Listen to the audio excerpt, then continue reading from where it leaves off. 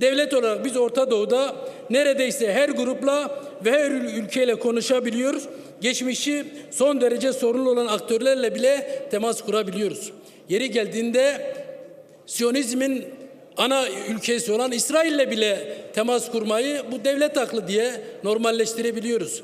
Yıllarca katil dediğimiz Sisi ile bile birdenbire kucaklaşıp bunu devlet aklının bir gereği olarak görebiliyoruz. Askerlerimizi diri diri yakan IŞİD mensuplarıyla bile, Suriye'de askerlerimizi diri diri yakan bir örgütle bile konjektür değişti diye normalleşebiliyoruz. Sadece tek sorun Kürtler olduğu zaman Irak'ta bir referandum gündeme gelir, Suriye'de başka konular gelir. İşte o zaman ilişki kurma noktasında son derece sorunlu hale geliyoruz.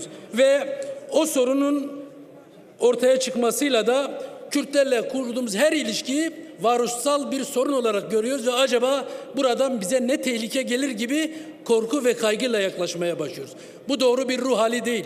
Elbette ülkemizin güvenlik sorunları var. Bunları dikkate almamız lazım. Ama dediğim gibi Orta Doğu'da İsrail'le, Sisi'yle, DAEŞ'le, IŞİD'le, başka örgütlerle yani oturup görüşebiliyorken Kürtlerle olan sorunlarımızı sadece beka meselesi üzerinden ele almamızın sağlıklı bir yaklaşım olmadığını